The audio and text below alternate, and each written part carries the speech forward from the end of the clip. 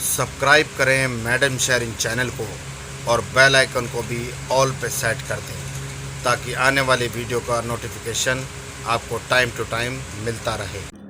Hello my dear students, so welcome back. I hope you all are fine. तो आज हम करेंगे class 10 की सामाजिक विज्ञान भूगोल की वर्कशीट नंबर 16 और डेट क्या है हमारी आज 12। ठीक है, तो नीचे लिखा है यहाँ पर विद्यार्थी का नाम में आप अपना नाम लिख लेना और कक्षा अध्यापक में आप अपनी टीचर का। तो आज का जो टॉपिक है हमारा बच्चों वो है संसाधन और विकास। तो यानी कि सबसे पहले हम जानेंगे संसाधन और विकास होता क्या है।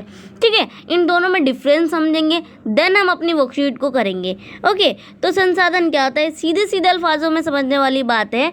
संसाधन यानी कि रिसोर्स एक ऐसा स्रोत है जिसका उपयोग मनुष्य अपनी इच्छा की पूर्ति करने के लिए यूज़ करता है। ठीक है, यानी कि ऐसी एनवायरनमेंट में जितनी भी चीज़ें उपलब्ध हैं, ठीक है, हम उनका यूज़ कर रहे हैं तो वो हमारे लिए क्या है, संसाधन है। समझ रहे हो ना।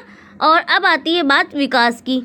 तो ये संसाधनों का उपयोग करने की आवश्यकता और भविष्य के लिए उनको संतुलित यानी कि बचाए रखना क्या कहलाता है, विकास कहलाता है। यानी कि जो भी हम इस टाइम चीज़ यूज़ कर रहे हैं, ठीक है, एनवायरनमेंट में कितनी चीज़ें हैं, हमारी पानी है, ठीक है, ये सब चीज़ें हम यूज़ कर रहे हैं, बट इन फ्यूचर हमें बचा कर रखना है ना। आने वाली जो हमारी जनरेशन होगी उसके लिए उस चीज़ को बचा कर के रखना विकास कहलाता है। मैंने आपको बता दिया संसाधन क्या होता है एंड विकास क्या होता है। दोनों चीज़ में डिफरेंस आपको समझ में आ गया। तो अब बच्चों नीचे लिखा है संसाधनों के विकास में आने वाली चुनौतियाँ। संसाधन का हास, ठीक है, कुछ ही हाथों में संसाधनों का संचय और इस प्रकार समाज को अमीरों और वंचितों में विभाजित करना। ठीक है, यानी कि अमीरों और वंचितों में विभाजित करना। यानी फिर नीचे है हमारा संसाधनों के अंधाधुंध उपयोग ने वैश्विक परिस्थितियां, संकट जैसे ग्लोबल वार्मिंग, ओजोन परत की कमी, पर्यावरण प्रदूषण और भूमि क्षरण को जन्म दिया। यानी कि बच्चों जब हम संसाधन का ज़्यादा यूज़ करने लगते हैं, ठीक है, हम देखो अब आपके पास कोई चीज़ है, ठीक है, आप उसको यूज़ करे जा रहे हो, ठीक है, लेकिन उसका आपके पास कोई ऐसा सोर्स नहीं कि उस चीज़ को आप दोबारा बना सको या फिर उस चीज़ को आप बचा रहे हो, ऐसा कुछ नहीं हो रहा। तो क्या होगा ऐसे में कुछ ना कुछ उससे रिलेटेड प्रॉब्लम तो क्रिएट होगी ना, जिसका हमें सामना करना पड़ेगा। तो ऐसे ही जब हम संसाधनों का रेगुलर तरीके से यूज़ कर रहे हैं, उसको बचा नहीं रहे हैं आगे वाली जनरेशन के लिए, इन फ्यूचर के लिए, तो ऐसे में कुछ प्रॉब्लम्स क्रिएट हो रही हैं। जैसे कि संसाधनों का अंधाधुंध उपयोग जब हो रहा है तो ऐसे में ग्लोबल वार्मिंग और ओजोन परत की कमी, पर्यावरण में प्रदूषण, आप देखते हो आए दिन न्यूज़ आप सुनते ही होंगे कि कितनी ज़्यादा हमारे वायु में प्रदूषण फैला जा रहा है ना। और हमें इससे क्या होता है, हमें सांस लेने में प्रॉब्लम होती है। फिर उसके बाद है हमारा सतत विकास क्या है और यह है क्यों महत्वपूर्ण है। अब सतत विकास क्या है और ये महत्वपूर्ण क्यों है, अब इसको जान लेते हैं। जीवन की निर्यात, गुणवत्ता और वैश्विक शांति के लिए संसाधनों का समान वितरण आवश्यक है।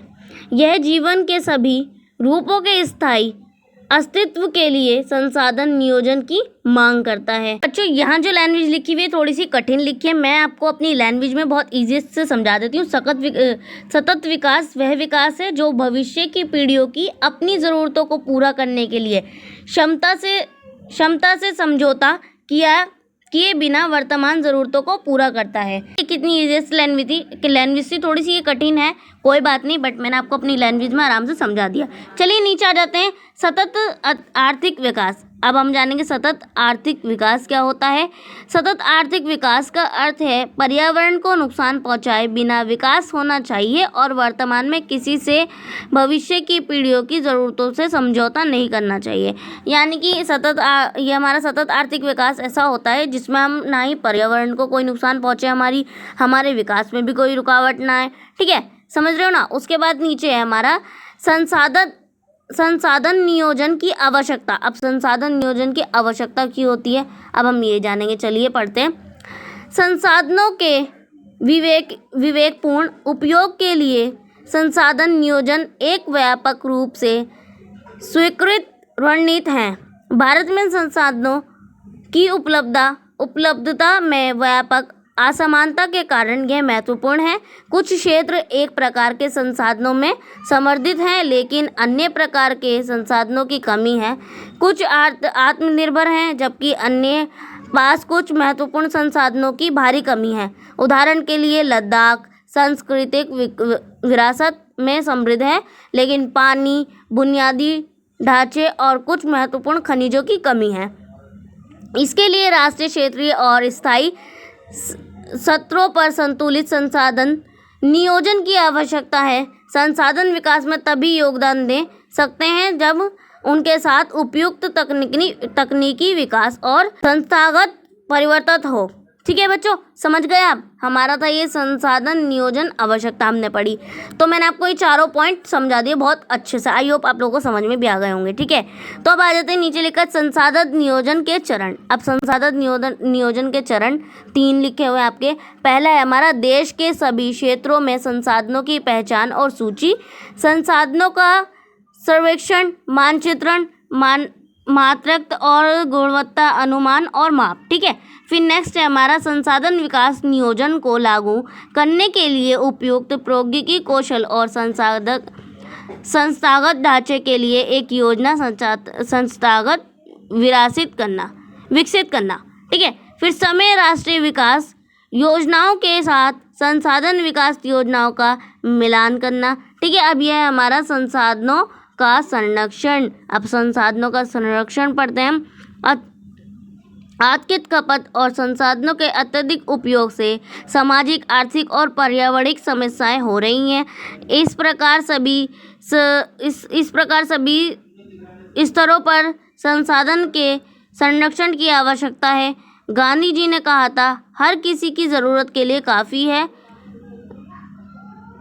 किसी के लालच के लिए नहीं।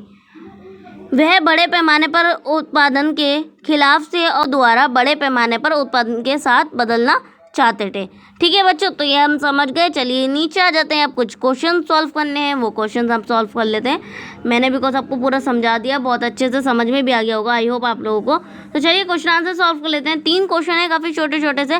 पहला क्वेश्चन है हमारा, सतत विकास से हमारा क्या तात्पर्य है, यह लंबे समय में कैसे फ़ायदेमंद है।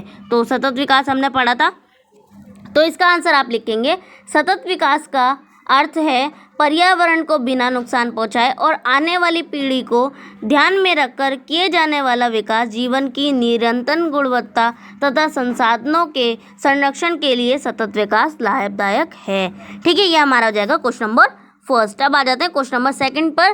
कुछ क्षेत्र संसाधनों में बहुत समृद्ध हैं, फिर भी वह अविकसित हैं।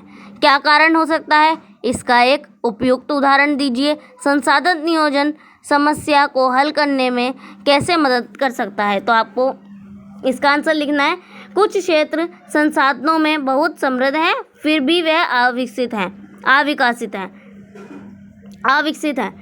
इसका मुख्य कारण संसाधन नियोजन का अभाव है। उदाहरण के लिए भारत में झारखंड और उड़ीसा संसाधन में धनी होता हुआ भी आर्थिक तौर पर पिछड़ा हुआ है। ठीक है, फिर आप लिखेंगे स्थायी तथा राष्ट्रीय स्तर पर संसाधन नियोजन के द्वारा असमान आर्थिक विकास की समस्या का समाधान किया जा सकता है। ठीक है, तो ये हो जाएगा हमारा आंसर नंबर 2। अब आ जाते हैं क्वेश्चन नंबर 3 पर। हर किसी की ज़रूरत के लिए पर्याप्त है, ना कि किसी के लालच के लिए। गांधी जी का इससे क्या मतलब था?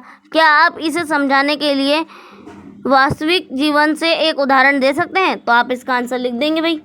गांधी जी के कहने का भाव यह था कि अगर किसी संसाधन का अतिदोहन किया जाए तो वह कम पड़ जाता है, लेकिन हमारी आवश्यकता के लिए पृथ्वी पर पर्याप्त संसाधन उपलब्ध हैं। उदाहरण के लिए पंजाब तथा हरियाणा में जल संसाधन के अतिरिक्त उपयोग के कारण भूम जल की स्तर नीचे गिर गई है। ठीक है, तो ये हो जाएगा हमारा आंसर नंबर 3। तो प्यारे बच्चों, ये थी आज की हमारी वर्कशीट जो मैंने आपको समझा दी है, एंड आई होप आप लोगों को वर्कशीट समझ में आ गई होगी। सो प्लीज़ चैनल को सब्सक्राइब करना मत भूलिएगा, एंड अपने फ्रेंड्स के साथ भी शेयर कीजिएगा वीडियो को। तो चलिए मिलते हैं नेक्स्ट वीडियो में, तब तक के लिए take care and good bye.